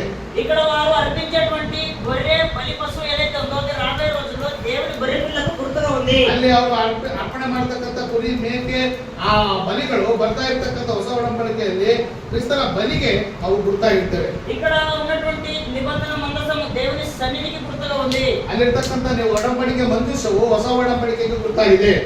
అలాగే ఇక్కడ ఉన్నటువంటి యెరూషలేము కొత్త నిబంధన సంఘానికి గుర్తుగా ఉంది. ఆత్మ సముదాయ యెరూషలేముకి. ಹಳೆ ಒಡಂಬಡಿಕೆ ಇರ್ತಕ್ಕಂಥ ಯೆರೂಷಲೇಮು ಹೊಸ ಒಡಂಬಡಿಕೆ ಇರ್ತಕ್ಕಂಥ ಯೆರೂಷಲೇಮು ಎಂಬ ಸಭೆಗೆ ಗುರುತಾಗಿದೆ. ఇక్కడ ఉన్నటువంటి బలిపీఠం దగ్గరికి వచ్చేసరికి మనం ఆలోచన చేయాలి. బలిపీఠం ಅಲ್ಲಿರ್ತಕ್ಕಂಥ ಬಲಿಪೀಠದ ಯಜ್ಞವೇದಿ ಬಗ್ಗೆ ನಾವೆಲ್ಲ ಆಲೋಚನೆ ಮಾಡಬೇಕು. బలిపీఠాన్ని గురించి దేని పోల్చాలో ఒక్కసారి మీరు ఆలోచన చేసుకోండి. ಹಳೆ ಒಡಂಬಡಿಕೆ ಇರ್ತಕ್ಕಂಥ ಯಜ್ಞವೇದಿಯು ಬಲಿಪೀಠ ಅನ್ನೋದು ಯಾವುದಕ್ಕೆ ಹೋಲಿಕೆ ಆಗಿದೆ? నేను ఇన్ని చెప్పాను, ఇది ఒక్కటి మీరు ఆలోచన చేసుకోండి.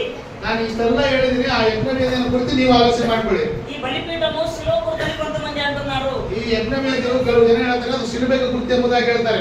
కొంతమంది కాదు ప్రకటన గ్రంథంలో బలిపీఠం చెప్పడం వింటేనే అది భూమికి గుర్తు అని చెప్తా ఉన్నారు. ಆ ಪ್ರಣಗತದಲ್ಲಿ ಬಲಿಪೀಠದ ಕೆಳಗೆ ಆ ಧ್ವನಿಗಳು ಕೇಳಿದ್ರೆ ಅದು ಭೂಮಿಗೆ ಗುರುತು ಎಂಬುದಾಗಿ ಹೇಳ್ತಾರೆ. అపోస్తల కార్యములు 2వ అధ్యాయంలో వచనం చదువుకుందాం. ಅಪೊಸ್ತಲ ಕೃತ್ಯಗಳು 2ನೇ ಅಧ್ಯಾಯದಲ್ಲಿ ಒಂದು ವಚನವನ್ನು ನಾವು ಓದಿಕೊಳ್ಳೋಣ. నేను అన్ని జనరల్ గా చెప్తూ నేను సమయాన్ని ముగించాలనుకుంటున్నాను. ನಾನೆಲ್ಲ ಕೂಡ ಬಾಯಿ ಮಾತಲ್ಲಿ ಹೇಳಿ ಈ ವಿಷಯವನ್ನು ಮುಕ್ತಾಯ ಮಾಡಬೇಕೆಂಬುದಾಗಿ ಆಲೋಚನೆ దేవుడి ಮಾಡ್ತೀನಿ. చిత్తమైతే దాని గురించి సోదరులకు అవకాశం వచ్చినప్పుడు మీకు తెలియజేస్తాను. ದೇವರ ಚಿತ್ತವಾದ್ರೆ ಸಮಯ ಸಿಕ್ಕಾಗ ಸಹೋದರರ ಬಗ್ಗೆ ನಿಮಗೆ ವಿವರವಾಗಿ ಹೇಳ್ತಾರೆ. 23వ వచనం. 2ನೇ ಅಧ್ಯಾಯ 23ನೇ ವಚನ. ಅಪೊಸ್ತಲ ಕೃತ್ಯ 2:23. దేవుడు నిశ్చయించిన సంకల్పమును ఆయన భవిష్యత్ జ్ఞానమును అనుసరించి అప్పగింపబడిన ఈయనను మీరు దుష్టుల చేత సిలువ వేసి చంపితిరి. ಯೇಸು ದೇವರ ಸ್ಥಿರ ಸಂಕಲ್ಪಕ್ಕೂ ಭವಿಷ್ಯತ್ ಜ್ಞಾನಕ್ಕೂ ಅನುಸಾರವಾಗಿ ಒಪ್ಪಿಸಲ್ಪಟ್ಟರು. ನೀವು ಅನ್ಯ ಜನರ ಕೈಯಿಂದ ಆತನು ಶಿಲುಬೆಗೆ ಹಾಕಿಸಿಕೊಂಡಿರಿ. ఇక్కడ దేవుని యొక్క సంకల్పం మరియు ఆయన భవిష్యత్ జ్ఞానం అనే రెండు పదాలు వాడాడు. ఇక్కడ ದೇವರ ಒಂದು ಸಂಕಲ್ಪ, ಆತನ ಭವಿಷ್ಯತ್ ಜ್ಞಾನ ಎಂಬ ಎರಡು ಶಬ್ದಗಳನ್ನು ಉಪಯೋಗಿಸಿದ್ದಾನೆ. ఇలాంటి బలిపీఠానికి గుర్తుగా ఎవరు యేసు ప్రభు వారిని బలి అర్పించడానికి బలవంతంగా అర్పించే పరిస్థితి లేదు. యేసు ప్రభు బలి బలవంతంగా జరగలేదు. ಯೇಸು ಕ್ರಿಸ್ತನ ಒಂದು ಯಜ್ಞವು ಬಲಾತ್ಕಾರವಾಗಿ ನಡೆದದ್ದು ಅಲ್ಲ.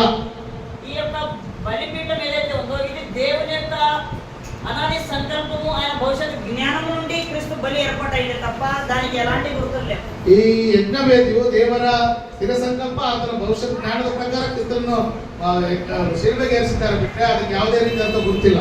దేవుని యొక్క సంకల్పంలో ఆయన భవిష్యత్ జ్ఞానంలో క్రీస్తు బలి లేకపోతే బలి జరిగే అవకాశమే లేదు. ದೇವರ ಒಂದು ಅನಾದಿ ಸಂಕಲ್ಪ ಮತ್ತು ಆತನ ಭವಿಷ್ಯತ್ ಜ್ಞಾನದಲ್ಲಿ ಯೇಸು ಕ್ರಿಸ್ತನ ಯಜ್ಞ ಇಲ್ಲ ಅಂದ್ರೆ ಆತನ ಯಜ್ಞ ನಡೆಯುವಂತ ಅವಶ್ಯಕತೆ ಇಲ್ಲ. అలాగన రక్తంలో కడగబడి క్రీస్తు యొక్క రక్తంలో కడగబడిన మనము రాజులు యాజకులు అనే రెండు పదవులు కలిగి ఉన్నాము. ಅಂತ ಪರಿಶುದ್ಧವಾದ ರಕ್ತದಲ್ಲಿ ತೊಳೆಯಲ್ಪಟ್ಟಂತ ನಾವು ಅರಸರು ಯಾಜಕರು ಎಂಬ ಎರಡು ಪದವಿಗಳನ್ನು ಹೊಂದಿದ್ದೇವೆ. రాజులుగా మనము ఏ దేశానికి రాజులు? ನಾವು ಅರಸರಾಗಿ ಯಾವ ದೇಶಕ್ಕೆ ಅರಸರು? మన గురించి రాజులు అని చెప్పబడింది కదా, మనం ఏ దేశాన్ని వెళ్తున్నాం? ನಮ್ಮ ಬಗ್ಗೆ ಅರಸರು ಎಂಬುದಾಗಿ ಹೇಳಲ್ಪಟ್ಟಿದ್ದಾರೆ. ನಾವು ಯಾವ ರಾಜ್ಯಕ್ಕೆ ಅರಸರು? అపోస్తలుల కార్యం 2:36 ఏమన్నాడు? ಅಪೊಸ್ತಲ ಕೃತ್ಯ 2:36 ఏం ಹೇಳಿದಾನೆ? మీరు సిలువ వేసిన ఈ యేసునే దేవుడు ప్రభువుగాను క్రీస్తుగాను నియమించాడు. ನೀವು ಶಿಲುಬೆಗೆ ಹಾಕಿದಂತ ಯೇಸುವನ್ನೇ ದೇವರ ಕರ್ತನನ್ನಾಗಿ ಒಡೆಯನನ್ನಾಗಿ ನೇಮಿಸಿದ್ದಾರೆ. ప్రభువుగాను అనే పదం వాడాడు, తర్వాత క్రీస్తుగాను అనే పదం రెండు పదాలు వాడాడు. ఇక్కడ ಕರ್ತನು ಹಾಗೂ ಕ್ರಿಸ್ತನು ಎಂಬ ಎರಡು ಶಬ್ದಗಳನ್ನು ಉಪಯೋಗಿಸಿದ್ದಾರೆ. ప్రభువుగాను అంటే లోకానికి రాజు, ಕರ್ತನು ಎಂಬುದಾಗಿ ಹೇಳಿದಾಗ ಲೋಕಕ್ಕೆ ಅರಸನು. క్రీస్తు అంటే సంఘానికి రాజు. ಕ್ರಿಸ್ತನು ಅಂತ ಹೇಳಿದ್ರೆ ಸಭೆಗೆ ಅರಸನು. అటు లోకాన్ని ఆయన ఏలుతున్నాడు, ఇటు సంఘాన్ని ఆయన ఏలుతున్నాడు. ಅಂದ್ರೆ ಈ ಕಡೆ ಲೋಕವನ್ನು ಆತನೇ ಆಳ್ವಿಕೆ ಮಾಡ್ತಾ ಇದ್ದಾನೆ, ಸಭೆಯನ್ನು ಆತನೇ ಆಳ್ವಿಕೆ ಮಾಡ್ತಾ ಇದ್ದಾನೆ. మూడోది పరలోకంలో దూతలపైన శత్రువులపైన ప్రధాన అందరిపైన అధికారి ఆయనే. ಮೂರನೇದಾಗಿ ಪರಲೋಕದಲ್ಲಿ ಇರ್ತಕ್ಕಂಥ ದೂತರು ಶಕ್ತಿಗಳಿಂದ ಅದರ ಮೇಲೆ ಕೂಡ ಆತನೇ ಅರಸನಾಗಿದ್ದಾನೆ. మనం దేనికి రాజు? ನಾವು ಯಾವುದಕ್ಕೆ ಅರಸು? ఒకడు దేని చేత జయించబడిందో దానికే రాజు. ಒಬ್ಬನು ಯಾವುದನ್ನು ಜಯಿಸ್ತಾನೋ ಅದಕ್ಕೆ ಅರಸನ ಎಂಬುದಾಗಿ ಹೇಳಿದ. పాపం చేయ ప్రతివాడు పాపం తరుణాడు.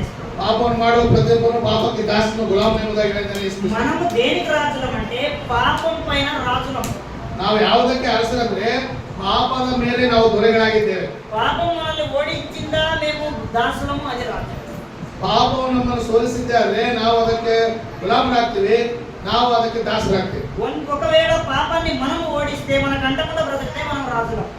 ಪಾಪವನ್ನು ಅಂದ್ರೆ ನಾವು ಓಡಿಸಿ ಜಯಿಸಿದ್ದಾರೆ, ಅದರ ಮೇಲೆ ನಾವು ಅರಸರಾಗ್ತೀವಿ. ఈ శరీర కోరికలను మనం చంపి దాన్ని ఏలిన ఎడల శరీరము మనకు దాసులానికి బానిసగా ఉంటది, మనం దాన్ని ఏర్పడి ಈ ಶರೀರದ ಇಚ್ಛೆಗಳನ್ನು ನಾವು ಸಾಯಿಸಿ ಅದನ್ನು ಜಯಿಸಿದ್ರೆ ಆ ಶರೀರದ ಆಸೆಗಳಿಗೆ ನಾವು ಅರಸರಾಗ್ತೀವಿ. శరీరాశ నేత్రాశ జీవపు డమ్మని అస్త్ర వ్యాపారం ప్రయోగిస్తే దాన్ని మనం పడకుండా దాన్ని తప్పించుకోవడం ద్వారా దాన్ని ఏర్పడి చేసే రాజులై ఉంటాం.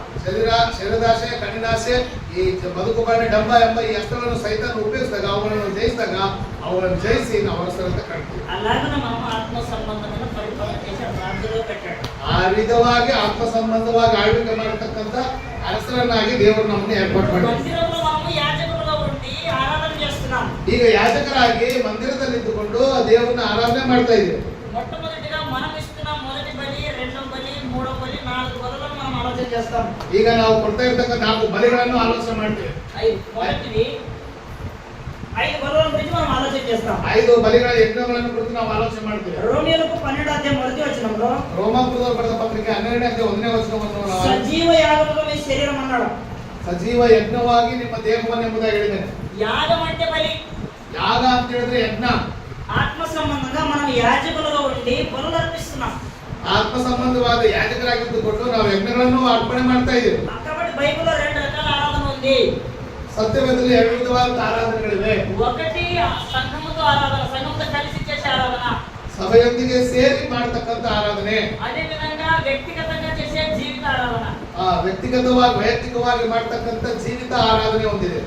ఒక్కసారి ప్రారంభిస్తే అది జీవితాంతం కొనసాగుతూనే ఉంటది. ಒಂದು ಬಾರಿ ನಾವು ಪ್ರಾರಂಭ ಮಾಡಿದ್ರೆ ಅದು ಜೀವಿತ ಕಾರ್ಯವೆಲ್ಲ ನಡೀತಾ ಇರುತ್ತೆ. సంఘము వస్తే ఆదివారం సమయానికి ప్రారంభించి సమయానికి ముగించేది సంఘంతో కలిసి చేసే ఆరాధన. ಸಭೆಗೆ ಬಂದಾಗ ಸಮಯಕ್ಕೆ ಪ್ರಾರಂಭ ಮಾಡಿ ಸಮಯಕ್ಕೆ ಮುಗಿಸ್ತೇವಲ್ಲ ಸಭೆಯೊಂದಿಗೆ ಸೇರಿ ಮಾಡತಕ್ಕಂತ ಆರಾಧನೆ. ఆ రోజు మనం దేవుణ్ణి మొదటి స్థానంలో పెట్టి దేవుని ఔన్నత్యాన్ని ఎరిగి ఆయననే మొదటి స్థానంలో కేంద్రంగా పెట్టి ఆయనకు లోబడుతున్నామే, అది ఆరాధన. ದೇವರನ್ನು ಮೊದಲನೇ ಸ್ಥಾನದಲ್ಲಿ ಇಟ್ಟು ಅದರ ಮಾತುಗಳನ್ನು ಕೇಳಿ ಅದರ ವಿಧೇಯತೆ ತೋರಿಸ್ತಾ ಅದನ್ನು ಒಳಪಡ್ತಾ ಇದ್ದ ಅದು ದೇವರಿಗೆ ಮಾಡ್ತಕ್ಕಂಥ ಆರಾಧನೆ. దేవుని స్థితిని తీసుకొచ్చి ప్రభుకు పరిశుద్ధాత్మకు అప్లై చేసామంటే ఆరాధన చెల్లుబాటు కాదు. ದೇವರ ಸ್ಥಿತಿಯನ್ನು ತಂದು ಪವಿತ್ರ ಆತ್ಮನಿಗೂ ಕರ್ತನಾದ ಯೇಸು ಕ್ರಿಸ್ತನಿಗೂ ಅಪ್ಲೈ ಮಾಡಿದ್ರೆ ಆರಾಧನೆ ಅದು ಅಂಗೀಕರಿಸಲ್ಪಡುವುದಿಲ್ಲ. దేవునిగా గుర్తించి లోబడటమే ఆరాధన. ದೇವರನ್ನು ದೇವರಾಗಿ ಗುರುತಿಸಿ ಒಳಪಡುವುದೇ ಆರಾಧನೆ. దానియేలు గ్రంథంలో షద్రక్ మేషక్ అబేద్నెగోలకి ఒక రోజు ఒక సమస్య వస్తుంది. దానియేలు పుస్తక షద్రక్ మేషక్ అబేద్నెగో ಒಂದಿನ ಒಂದು ಸಮಸ್ಯೆ ಬರುತ್ತೆ. ఆ సమస్య ఏంటంటే మీకు అగ్నిలో వేస్తానంటాడు. ఆ సమస్య ಏನಂದ್ರೆ ಬೆಂಕಿಯಲ್ಲಿ ಹಾಕ್ತೀನಿ ಅಂತ ಹೇಳ್ತಾರೆ. అప్పుడు వారిచ్చే సమాధానం ఏంటంటే ప్రార్థన చేయలేదు మనలాగా వాళ్ళు. ಅವರು ಕೊಡತಕ್ಕ ಸಮಾಧಾನ ಅಂದ್ರೆ ನಮ್ಮಾಗಿ ಅವರು ಪ್ರಾರ್ಥನೆ ಮಾಡಿಲ್ಲ. అయ్యా నాకు వస్తున్న శోధనలు తీసేయని అనలేదు వాళ్ళు. ಅಯ್ಯ ನನಗೆ ಬರ್ತಕ್ಕಂಥ ಶೋಧನೆಗಳು ತೆಗೆದಾಕಂತ ಪ್ರಾರ್ಥನೆ ಮಾಡಿಲ್ಲ. దేవుడు ఈ శోధనలు లేక ఈ ప్రమాదాన్ని తొలగించే సమర్థుడని వాళ్ళకి తెలుసు. ಈ ಶೋಧನೆ ಗಂಡಾಂತರದಿಂದ ದೇವರು ಪಾರು ಮಾಡತಕ್ಕಂಥ ಸಮರ್ಥನೆ ಎಂಬ ವಿಚಾರ ಅವ್ರಿಗೆ ಗೊತ್ತು. చదువుకునే ఈ లిస్టన్ని మన చేతిలో, బైబిల్ మన చేతిలో ఉంది. ఇది మనకు తెలిసినట్టు వాళ్ళకి కూడా దేవుడు ఏమన్నా తెలుసు. ಈ ರೀತಿಯಾಗಿ ಇವತ್ತು ನಮ್ಗೆ ಸತ್ಯವೇದ ಕೈಯಲ್ಲಿದೆ, ಅದನ್ನು ಓದ್ತೀವಿ, ಆ ದೇವ್ರ ಬಗ್ಗೆ ಅವನಂತೆ ನಮ್ಗೆ ಗೊತ್ತಾಗಿದೆ. ನಮ್ಗೆ ಗೊತ್ತಿರುವ ಹಾಗೆ ಅವ್ರಿಗೆ ಕೂಡ ಆಗಿನ ಕಾಲದಲ್ಲಿ ಗೊತ್ತು. దేవుని ఔన్నత్యం మనకు తెలుసు కాబట్టి దేవుడు అద్వితీయుడని ఆజ్ఞ వాళ్ళకుంది. ದೇವರ ಔನ್ನತ್ಯ ಅವ್ರಿಗೆ ಗೊತ್ತಿದೆ, ಆದ್ದರಿಂದ ಅದ್ವಿತೀಯ ಎಂಬ ಆಜ್ಞೆ ಅವ್ರಿಗಿದೆ. అందుకు వాళ్ళు ఏమన్నారంటే మా దేవుడు మనల్ని రక్షించడానికి సమర్థుడు, రక్షించినా రక్షించకపోయినా ఆయన స్థానం ఆయనదే. ಒಂದು ವೇಳೆ ದೇವರು ನಮ್ಮನ್ನು ರಕ್ಷಿಸಲಿಕ್ಕೆ ಸಮರ್ಥನು, ರಕ್ಷಿಸಿದ್ರು ಪರವಾಗಿಲ್ಲ, ರಕ್ಷಿಸದೇ ಇದ್ರು ಆತನ ದೇವರ ಸ್ಥಾನವಾಗಿ ದೇವರ ಸ್ಥಾನದಲ್ಲಿ ಇರ್ತಾನೆ. అది ఆరాధించడం అంటే, ಅದು ಆರಾಧಿಸುವುದಂದ್ರೆ దేవుని దేవునిగా గుర్తించి జీవించడం ఆరాధన. ದೇವರನ್ನು ದೇವರಾಗಿ ಗುರುತಿಸಿ ಜೀವಿಸುವುದೇ ಆರಾಧನೆ. దేవుని దేవునిగా గుర్తించి ఆయన ఇచ్చిన ఆజ్ఞల ప్రకారంగా సంఘంలో జరిగించే కార్యక్రమమే ఆరాధన. ದೇವರನ್ನು ದೇವರಾಗಿ ಗುರುತಿಸಿ ಆತ ಕೊಡ್ತಕ್ಕಂಥ ಆಜ್ಞೆಗಳನ್ನು ಅನುಸರಿಸಿ ನಡೆಸುವುದೇ ಸಭೆಯಲ್ಲಿ ಮಾಡ್ತಕ್ಕಂಥ ಆರಾಧನೆ. సంఘంతో కలిసి ఆజ్ఞల్లో పడితే సంఘ ఆరాధన. ಸಭೆಯಲ್ಲಿ ಸೇರಿ ಆಜ್ಞೆಗಳು ಒಳಪಟ್ಟು ಮಾಡಿದ್ರೆ ಸಭೆ ಆರಾಧನೆ. ఇది వ్యక్తిగతంగా నువ్వు బలర్పించేది జీవిత ఆరాధన. ವ್ಯಕ್ತಿಗತವಾಗಿ ಯಜ್ಞಗಳನ್ನು ಮಾಡುವುದು ಜೀವಿತದ ಆರಾಧನೆ. ఇది రోమపత్రిక 12:1 చెప్పాడు, సజీవ యాగంగా నీ దేహాన్ని దేవునికి సమర్పించు. ರೋಮಪತ್ರಿಕೆ 12:1 ಹೇಳ್ತಾನೆ, ಸಜೀವ ಯಜ್ಞವನ್ನಾಗಿ ನಿನ್ನ ದೇಹವನ್ನು ಸಮರ್ಪಿಸಿ ಎಂಬುದಾಗಿ. సజీవంగా ఉన్నప్పుడే యజ్ఞం చేయమనంటే దీని మీద పెట్రోల్ డీజిల్ వేసుకొని కాల్చేయమని అర్థం కాదు. ಸಜೀವ ಯಜ್ಞವಾಗಿ ನಿನ್ನ ದೇಹವನ್ನು ಒಪ್ಪಿಸಂದ್ರೆ ಪೆಟ್ರೋಲ್ ಕೆರೋಸಿನ್ ಹಾಕೊಂಡು ಅದನ್ನು ಸುಟ್ಟುಬಿಡು ಎಂಬುದಾಗಿ ಅರ್ಥ ಅಲ್ಲ. బ్రతికి ఉండగానే ఈ దేహము దేవుని కొరకు వాడబడాలి. ನಾವು ಜೀವಂತವಾಗಿರ್ಬೇಕಾದ್ರೆ ಈ ದೇಹವು ದೇವರಿಗೋಸ್ಕರ ದೇವರ ಸೇವೆಗೋಸ್ಕರ ಅರ್ಪಣೆ ಆಗಬೇಕು. కొందరి దేహాలు డీజిల్ పైన ఊగుతుంటాయి. ಕೆಲವರು ದೇಹಗಳು ಅದರ ಮೇಲೆ అల్లాడుతా ఇರ್ತವೆ. కానీ దేవుని కుమారులుగా ఉన్నటువంటి పరిశుద్ధుల యొక్క దేహము దేవుని కొరకు ఉత్తమమైన దాని కొరకు వాడబడుతుంది. ದೇವರ ಮಕ್ಕಳಾಗಿರ್ತಕ್ಕಂಥ ಅವರ ದೇಹಗಳು ಉತ್ತಮವಾದಂತ ದೇವರ ಕಾರ್ಯಗಳಿಗೋಸ್ಕರ ಉಪಯೋಗ ಆಗ್ತಾ ಇರುತ್ತೆ. ఇక రెండో బలి గురించి హెబ్రీయులకు 11వ అధ్యాయంలో ಎರಡನೇ ಬಲಿಯನ್ನು ಕುರಿತು ಹೆಬ್ರಿಯರು ಬರೆದ ಪತ್ರಿಕೆ 13ನೇ ಅಧ್ಯಾಯ స్తుతియాగం చేయ మర్చిపోకూడని 15 అంటాడు. ಸ್ತುತಿ ಯಜ್ಞವನ್ನು ಮಾಡೋದು ಮರೆಯಬೇಡ ಎಂಬುದಾಗಿ ಹೇಳ್ತಾನೆ. స్తుతి అనేది ఏంటి? ಸ್ತುತಿ ಅನ್ನೋದೇನು? యాగం. ಯಾಗ ಎಂಬುದಾಗಿ ಹೇಳ್ತಾನೆ. స్తోత్ర బలి అంటే స్తుతి యాగం. ಸ್ತೋತ್ರ ಬಲಿ ಅಥವಾ ಸ್ತುತಿ ಯಾಗ ಎಂಬುದಾಗಿ 13:5 దేవుని విరిగిన మనసుతో అంతరంగంలో నుండి వచ్చే పలుకు, అంతరంగం నుంచి వచ్చే ఆ పలుకు స్తుతి యాగం అన్నమాట, స్తుతించడం. ದೇವರ ಅಂತರಾಳದಿಂದ ಬರ್ತಕ್ಕಂತ ಆ ನುಡಿ ಏನಾಗಿದೆ, ದೇವರನ್ನು ಸ್ತುತಿಸುವುದಾಗಿರ್ತದೆ. అలాగే అంతరంగం నుండి దేవునికి కృతజ్ఞతలు స్తుతులు సమర్పించడం అనేది ఒక బలి ఉంది యాజకుడుగా మన ಈ పని. ರೀತಿಯಾಗಿ ಅಂತರಂಗದಿಂದ ಸ್ತುತಿ ಸ್ತೋತ್ರಗಳನ್ನು ದೇವರಿಗೆ ಅರ್ಪಿಸುವುದು ಒಂದು ಯಜ್ಞವಾಗಿದೆ. మూడవదిగా అక్కడే 16వ వచనంలో ಅಲ್ಲೇ 13:3-16 అది కూడా ఉపకారమును ధర్మమును చేయ మర్చిపోకుడి. రెండు చెప్పేశాడు అక్కడే. ಉಪಕಾರ ಧರ್ಮವನ್ನು ಎರಡು ವಿಷಯಗಳನ್ನು ಹೇಳ್ತಾರೆ. ಉಪಕಾರ ಮತ್ತು ಧರ್ಮವನ್ನು. ఉపకారము బలి, ಉಪಕಾರವು ధర్మము బలి. ಉಪಕಾರವೂ ಯಜ್ಞವೇ, ಧರ್ಮವೂ ಕೂಡ ಯಜ್ಞವೇ. ఉపకారం చేయండి. ಉಪಕಾರವನ್ನು ಮಾಡ್ರಿ. మీకు వీలు అవకాశం ఉంటే ధర్మం చేయండి. ನಿಮ್ಗೆ ಅವಕಾಶ ಇದ್ರೆ ಧರ್ಮವನ್ನು ಮಾಡ್ರಿ. అది దేవుని దృష్టికి బలి ఉంది. ಅದು ದೇವರ ದೃಷ್ಟಿಗೆ ಒಂದು ಯಜ್ಞವಾಗಿದೆ ಎಂಬುದಾಗಿ ಹೇಳ್ತಾರೆ. మనం యాజకులుగా ఉండి ఈ 4 దేన్ని జరిగిస్తున్నాము? ನಾವು ಯಾಜಕರಾಗಿಕೊಂಡು ಯಾವ ಬಲಿಗಳನ್ನು ಮಾಡ್ತಾ ಇದ್ದೀವಿ? ఈ దేవుని కోసం నిరూపజనం యాజక పదవికి లెక్క చెప్పుకోవాలి దేవునికి. ಈ ನಿನ್ನ ದೇಹವನ್ನು ದೇವರಿಗೆ ಅರ್ಪಿಸಲಿಲ್ಲ ಅಂದ್ರೆ ಯಾಜಕನಾಗಿ ನಿನ್ನ ದೇಹದ ಬಗ್ಗೆ ದೇವರಿಗೆ ಲೆಕ್ಕ ಕೊಡಬೇಕು. యాజకత్వ లెక్క అడగరు వచ్చి ప్రభు. ಅರ್ಥನಾದ ಯೇಸು ಕ್ರಿಸ್ತನು ಬಂದಾಗ ಯಾಜಕತ್ವದ ಲೆಕ್ಕ ಕೇಳ್ತಾನೆ. యేసు ప్రభు వచ్చి రాజరికత్వ లెక్క అడగడు.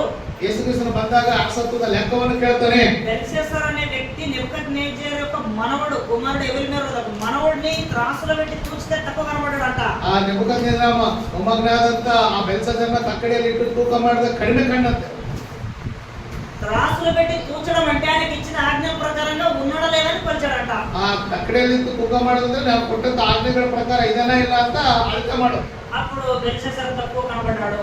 ಆಗ ಬೆಲ್ಷಚ್ಚರನ ಅರಸನು ಕಡಿಮೆ ಕಾಣಿಸಿದಂತೆ. అలాగే ఈ యొక్క మన రాజరికం కూడా ఒక రోజు యేసు ప్రభు వచ్చి మనకు లెక్క అడుగుతాడు. ಒಂದಿನ ಕರ್ತನಾದ ಯೇಸು ಕ್ರಿಸ್ತನು ಬಂದಾಗ ಈ ಅರಸತ್ವದ ಲೆಕ್ಕವನ್ನು ಕೇಳ್ತಾನೆ. ఆ రోజు మనల్ని కూడా వేసి తూకినప్పుడు మనము తక్కువ కనబడతామా సమానంగా కనబడతామని మనం ఆలోచన ಆ చేస్తాం. ದಿನ ನಾವು ನಮ್ಮನ್ನು ಕೂಡ ತಕ್ಕಡಿಯಲ್ಲಿ ಹಾಕಿ ತೂಕ ಮಾಡಿದಾಗ ಸಮಾನವಾಗಿ ಕಾಣ್ತೀವಾ ಕಡಿಮೆ ಕಾಣ್ತೀವ ಅನ್ನೋದನ್ನ ನಮ್ಮಲ್ಲಿ ಪ್ರತಿಯೊಬ್ಬರು ಪ್ರಶ್ನೆ దేవుడు ಮಾಡ್ತೀವಿ. మనకి ఇచ్చిన ఆజ్ఞలకు మించి ఆలోచన చేస్తా ఉంటాం మనం. ದೇವರು ಕೊಟ್ಟಂತ ಆಜ್ಞೆಗಳಿಗೆ ಮಿಕ್ಕಿ ನಾವು ಆಲೋಚನೆ ಮಾಡ್ತಾ ಇರ್ತೀವಿ. ಕೆಲಸ ఆజ్ఞలకు మించి ఆలోచన చేస్తే రాజరికపు లెక్క చెప్పాలా? ಆಜ್ಞೆಗಳಿಗೆ ಮೀರಿ ಆಲೋಚನೆ ಮಾಡಿದ್ರೆ ಅರಸತ್ವದ ಲೆಕ್ಕವನ್ನು ದೇವರಿಗೆ ಕೊಡಬೇಕು. నీ యాజకత్వం గురించి నువ్వు సరిగా ఆలోచించకపోతే దీని గురించి లెక్క చెప్పాలా? ನೀನು ಯಾಜಕತ್ವದ ಬಗ್ಗೆ ಸರಿಯಾಗಿ ನೀನು ಆಲೋಚನೆ ಮಾಡಿದ್ರೆ ಇದ್ರ ಬಗ್ಗೆ ದೇವ್ರಿಗೆ ಲೆಕ್ಕ ಕೊಡಬೇಕು. మా సువార్తికుడు కాబట్టి ఆయననే చెప్తాడు అన్ని నా లెక్కలు అంటే కుదరదు. ನಮ್ಮ ಸುವಾರ್ತಿಕಿಂದಾನೆ ಅದು ಕೇಳಿ ಲೆಕ್ಕಗಳಂದ್ರೆ ಅದು తన్ను గురించి లెక్క చెప్పాలి. ಪ್ರತಿಯೊಬ್ಬರು ತನ್ನ ಬಗ್ಗೆ ದೇವರಿಗೆ ಕ್ರಿಸ್ತರಿಗೆ ಏನ್ ಮಾಡ್ಬೇಕು ಲೆಕ್ಕ ಕೊಡ್ಬೇಕು. వెళుతూ సినిమా పాటలు పాడుకుంటూ వెళ్తూ ఉంటాం. ಹೋಗ್ತಾ ಹೋಗ್ತಾ ಸಿನಿಮಾ ಹಾಡುಗಳನ್ನ ಆಡ್ತಾ ಇರ್ತೀವಿ. నీ ప్రతి వ్యర్థమైన మాట గురించి లెక్క చెప్పాలి. ನಿನ್ನ ವ್ಯರ್ಥವಾದ ಪ್ರತಿಯೊಂದು ಮಾತುವನ್ನು ಕುರಿತು ನೀನು ದೇವ್ರ ಲೆಕ್ಕ ಕೊಡ್ಬೇಕು. ఏం లెక్క చెప్పలేదు బై మిస్టేక్ వచ్చినాక ప్రభు. ಯಾವ ಲೆಕ್ಕ ಕೊಡ್ತೀವಿ? ಬೈ ಮಿಸ್ಟೇಕ್ ಬಂದಿದೆ ಅಂತ ಹೇಳ್ತೀವಿ. నీ హృదయంలో నిండున్న దాన్ని బట్టి నువ్వు మాట్లాడని ఆయన అంటాడు. ನಿನ್ನ ಹೃದಯದಲ್ಲಿ ಏನಿದೆಯೋ ಅದು ಬಾಯಿ ಮಾತಾಡುತ್ತೆ ಎಂಬುದಾಗಿ ಹೇಳ್ತಾರೆ. అందుకే అంటే నీ హృదయంలో ధర్మవిధులు ఉంచుతాను, మనసులో వాటిని రాస్తాను, దాన్ని బట్టి నడుచుకోండి. ನಿನ್ನ ಹೃದಯದಲ್ಲಿ ನಾನು ಧರ್ಮ ವಿಧಿಗಳು ಹೇಳ್ತೇನೆ, ನಿನ್ನ ಮನಸ್ಸಲ್ಲಿ ಅವರು ಬರ್ಕೋ ಎಂಬುದಾಗಿ ದೇವರು ಹೊಸ ಒಡಂಬಡಿಕೆಯನ್ನು ಆಜ್ಞೆ ಕೊಟ್ಟಿದ್ದಾನೆ. నేను బాప్తిజం పొందక ముందు సినిమాలు చూసేవాళ్ళం. ನಾನು ದೀಕ್ಷಾಸ್ನಾನ ಹೊಂದೋದಕ್ಕಿಂತ ಮೊದಲು ಸಿನಿಮಾಗಳನ್ನು ನೋಡ್ತಾ ಇದ್ದೆ. సినిమా స్టార్ట్ కాగానే అందులో మద్యపానం, ధూమపానం ఆరోగ్యానికి హానికరమని రాసేవాళ్ళం. ಆ ಸಿನಿಮಾ ಸ್ಟಾರ್ಟ್ ಆದ್ಮೇಲೆ ಮದ್ಯಪಾನ ಧೂಮಪಾನ ಆರೋಗ್ಯಕ್ಕೆ ಹಾನಿಕರ ಎಂಬುದಾಗಿ ಬರ್ತದೆ. అది స్క్రీన్ మీద చదువుకొని మా ఇంటర్వెల్ టైంలో తాగేవాళ్ళం. ಅದು ಸ್ಕ್ರೀನ್ ಮೇಲೆ ಓದ್ಕೊಂಡು ಇಂಟರ್ನೆಟ್ ಅಲ್ಲಿ ಅದನ್ನೇ ಮಾಡ್ತಾ ಇದ್ದೆ. అది గోడ మీద రాసింది కాబట్టి తాగేవాళ్ళం. ಅದು ಗೋಡೆ ಮೇಲೆ ಬರೆಯಲ್ಪಟ್ಟಿದೆ ಅಂತ ಕುಡಿತಾ ಇದ್ದೆ. దేవుడు అంటున్నాడు హృదయంలో మనసులో రాసుకో. ಅದು ಗೋಡೆ ಮೇಲಲ್ಲ, ಈಗ ನೀನು ಹೃದಯ ಮನಸ್ಸು ಮೇಲೆ ಬರ್ಕೊ ಅಂತ ಹೇಳ್ತಾರೆ. అక్కడ ఉంటే సమస్య అన్నమాట, లెక్క చెప్పాలి. ಆ ಗೋಡೆ ಮೇಲೆ ಇದ್ರೆ ಸಮಸ್ಯೆ, ಹೃದಯದಲ್ಲಿ ಇದ್ರೆ ಸಮಸ್ಯೆ ಇಲ್ಲ. కాబట్టి మన యాజకత్వ లెక్క రాజరికత్వ లెక్క ప్రభుత్వం ನಮ್ಮ ಯಾಜಕತ್ವ ಮತ್ತು ಅರಸತ್ವದ ಲೆಕ್ಕವನ್ನು ಕರ್ತನಾದ ಯೇಸು ಕ್ರಿಸ್ತನು ಕೇಳ್ತಾರೆ. ఐదవదిగా ఒక వచనం చదువుకుని ముగించుకుందాం. ಐದವದಾಗಿ ಕೊನೆಯದಾಗ ಒಂದು ವರ್ಷ ನೋಡ್ಕೊಂಡು ಮುಗಿಸ್ಕೊಳ್ಳೋಣ. ఫిలిప్పీయులకు 4వ అధ్యాయము ಫಿಲಿಪ್ಪೀಯರಿಗೆ ಬರೆದ ಪತ್ರಿಕೆ 4ನೇ ಅಧ್ಯಾಯ 15 నుండి 18. 4ನೇ ಅಧ್ಯಾಯ 15ರಿಂದ 17 ವರ್ಷದವರೆಗೂ ಓದ್ಕೊಳ್ಳೋಣ. 18 ಕೂಡ ಓದ್ಕೊಳ್ಳೋಣ. 4 ఫిలిప్పీయులారా, సువార్తను నేను బోధింపనారంభించి మాసిదోనియల నుండి వచ్చినప్పుడు ఇచ్చు విషయంలోను పుచ్చుకున్న విషయంలోను, ఇక్కడ ఇచ్చే విషయంలో తీసుకునే విషయంలో అంటే కానుకల గురించి మాట్లాడుతూ ఉన్నాడు అనమాట. ತೆಗೆದುಕೊಳ್ಳುವ ಮತ್ತು ಕೊಡುವಂತ ವಿಚಾರ ಕಾಣಿಕೆ ಬಗ್ಗೆ ಮಾತಾಡ್ತಾ ಇದ್ದಾರೆ. కానుకల గురించి సువార్థికులు నోరు తెరిచి నాకు కానుకలు ఇయ్యు అని అడిగిన దాసనాలు ఈ రోజుల్లో మనకు కనబడుతుంటాయి. కానీ వీరి ఉద్దేశం వేరు. పౌలు కూడా కానుకలు ఇవ్వండి అని అడుగుతున్నాడు. ఆ ఆయన ఉద్దేశం వేరు. ಈ ದಿನಗಳಲ್ಲಿ ಸುವಾರ್ತಿಕರು ಕಾಣಿಕೆ ಕೊಡ್ರಿ ಎಂಬುದಾಗಿ ಬಾಯಿ ತೆರೆದು ಕೇಳ್ತಾ ಇರ್ತಾರೆ. ಹಾಗೆ ಪೌಲನು ಕೂಡ ಇಲ್ಲಿ ಕೇಳ್ತಾ ಇದ್ದಾನೆ. ಅವ್ರ ಉದ್ದೇಶ ಬೇರೆ, ಇವ್ರ ಉದ್ದೇಶ ಬೇರೆ. పౌలు ఉద్దేశం ఏంటంటే ಪೌಲನ ಉದ್ದೇಶ ಏನಂತ ಹೇಳಿದ್ರೆ, సంఘ పరిచర్య కొరకు ఇచ్చే కానుకలు ಸಭೆಯ ಸೇವೆಗಾಗಿ ಕೊಡ್ತಕ್ಕಂಥ ಕಾಣಿಕೆಗಳು దేవుని దృష్టిలో అవి బలులు. ದೇವರ ದೃಷ್ಟಿಯಲ್ಲಿ ಅವು ಯಜ್ಞಗಳು ಆಗಿವೆ. అందుకోసం ఏమంటాడు అంటే నాకు అన్ని సమృద్ధిగా ఉన్నా కూడా మీరు కానుకలు ఇవ్వడం మీకు ఉత్తమము, మీకు మేలు అంటాడు. ನನಗೆ ಸಮೃದ್ಧಿಯಾಗಿದ್ದರೂ ಕೂಡ ಕಾಣಿಕೆಗಳನ್ನು ನೀವು ಕೊಡೋದು ಉತ್ತಮ, ಮೇಲು ಎಂಬುದಾಗಿ మీరు ಹೇಳ್ತಾರೆ. ఇవ్వడం ద్వారా నాకు లాభం కాదు, మీకే లాభం అంటాడు. ನೀವು ಕೊಡೋದ್ರ ಮೂಲಕ ನನಗೆ ಲಾಭ ಅಲ್ಲ, ನಿಮಗೆ ಲಾಭ ಅಂತ ಹೇಳ್ತಾರೆ. 18వ వచనం, 18ನೇ ವಚನ, 17 క్షమించండి. 17ನೇ ವಚನ. నేను ఈవిని అపేక్షించి ఇలాగ చెప్పడం లేదు. ನಾನು ನಿನ್ನಿಂದ ದಾನವನ್ನು ಅಪೇಕ್ಷಿಸಿ ಈ ರೀತಿಯಾಗಿ ಹೇಳ್ತಾ ಇಲ್ಲ. నీ లెక్కకు విస్తార ఫలం రావాలని నేను అపేక్షించి చెప్పుచున్నాను. ನಿಮ್ಮ ಆತ್ಮಕ್ಕೆ ಆದಾಯವಾಗುವಂತ ಪ್ರೀತಿ ಫಲವನ್ನು ಅಪೇಕ್ಷಿತ ಹೇಳ್ತಾ ಇದ್ದೀನಿ. నాకు సమస్తము సమృద్ధి కలిగి ఉన్నది. ನನಗೆ ಸಮಸ್ತವು ಸಮೃದ್ಧಿಯಾಗಿದೆ. మీరు పంపిన వస్తువులు ఎపఫ్రోదితులను పుచ్చుకొని ఏమీ తక్కువ లేకున్నాను. ನೀವು ಕಳಿಸಿದ ವಸ್ತುಗಳನ್ನು ಎಪಫ್ರೋದಿತನ ಮೂಲಕ ತೆಗೆದುಕೊಂಡು ಯಾವುದಕ್ಕೂ ಕೊರತೆ ಇಲ್ಲದವನಾಗಿದ್ದೀನಿ. అవి పంపిన కానుకలు మనోహరమైన సువాసనయు, ನೀವು ಕಳಿಸಿದಂತ ಆ ಕಾಣಿಗಳು ಮನೋಹರವಾದಂತ ಸುವಾಸನೆಯು దేవునికి ప్రీతికరము ఇష్టమైన యాగమునై ఉన్నవి. ದೇವರಿಗೆ ಪ್ರೀತಿಯು ಮತ್ತು ದೇವರಿಗೆ ಪ್ರೀತಿಯು ಮತ್ತು ಇಷ್ಟವಾದಂತ ಯಜ್ಞಗಳಾಗಿವೆ. ఇది అన్నమాట. కాబట్టి యాజకులుగా మనం ఈ 5 బలులు అర్పించాలి. ಯಾಜಕರಾಗಿ ನಾವು 5 ಬರಗಳನ್ನು ನಾವು ಮಾಡಬೇಕು. యేసుప్రభు వచ్చేదాకా ఏ ఒక్క రోజైనా సరే ఈ 5 కూడా మీరు అర్పించాల్సిన అవసరం ఉంది. నేను కూడా అర్పించాల్సిన అవసరం ಯೇಸು ఉంది. ಕ್ರಿಸ್ತನ ಬರೋ ತನಕ ಪ್ರತಿಯೊಬ್ಬರು ಯಾಜಕರಾಗಿರ್ತಕ್ಕಂಥವ್ರು ಯಜ್ಞಗಳನ್ನು ಮಾಡಬೇಕಾದಂತ ಅವಶ್ಯಕತೆ ಇದೆ. ఆదివారం సంఘంతో ఆరాధించు, ಆ ಭಾನುವಾರ ಸಭೆ ಜೊತೆಗೆ ಸೇರಿ ಆರಾಧನೆ ಮಾಡು. నీ వ్యక్తిగతమైన జీవిత ఆరాధనలను కొనసాగించు. ನೀನು ವ್ಯಕ್ತಿಗತವಾಗಿ ವೈಯಕ್ತಿಕವಾಗಿ ನಿನ್ನ ಜೀವಿತದಲ್ಲಿ ಕೂಡ ಆರಾಧನೆಯನ್ನು ಕೊನಸಾಗಿಸು. ఒక రోజు ప్రభు వచ్చి రాజరికాన్ని యాజకత్వాన్ని లెక్క అడుగుతాడు. ಒಂದಿನ ಬಂದು ಕರ್ತನಾದ ಯೇಸು ಕ್ರಿಸ್ತನ ಅರಸತ್ವವನ್ನು ಕುರಿತು ಯಾಜಕತ್ವವನ್ನು ಕುರಿತು ಲೆಕ್ಕ ಕೇಳ್ತಾನೆ. నేను నా స్వార్థకి చెప్తానని చెప్పాలంటే కుదరదు. ನಾನು ನಮ್ಮ ಸುವಾರ್ತಿಕರನ್ನು ಕೇಳ್ಕೊಂತೀನಿ ಅಂತ ಹೇಳಿದ್ರೆ ಆ ನಡೆಯುವಂತ ಕೆಲಸ ಅಲ್ಲ. లెక్క వాళ్ళే చెప్పుకోవాలా. ಪ್ರತಿಯೊಬ್ಬರು ಯಾರ ಲೆಕ್ಕವನ್ನು ಅವರೇ ಕರ್ತನಾದ ಯೇಸು ಕ್ರಿಸ್ತನ ಕೇಳಬೇಕು. నేను చదువుకోలేదండి, నాకు సరిగా బైబిల్ తెలియదు అంటే కుదరదు. ನಾನು ಓದ್ಕೊಂಡಿಲ್ಲ, ಸರಿಯಾಗಿ ಬೈಬಲ್ ಗೊತ್ತಿಲ್ಲ ಅಂದ್ರೆ ನಡೆಯುವಂತ ಕೆಲಸ ಇಲ್ಲ. సువార్థికుడు చెప్పడానికే ఉన్నాడు తప్ప లెక్క చెప్పడానికి లేడు. ಸುವಾರ್ತಿಕನಿಗೆ ದೇವರ ಬಗ್ಗೆ ತಿಳಿಸ್ಲಿಕ್ಕಿದ್ದಾರಲ್ಲಿ ನಿನ್ನ ಬಗ್ಗೆ ಲೆಕ್ಕ ಕೊಡ್ಲಿಕ್ಕಲ್ಲ. ಅವ್ರ లెక్క కూడా ఉద్దేశం వేరే ಇದೆ, ఇంగ్లీష్ ఉద్దేశం వేరే. అంటే ಆತನು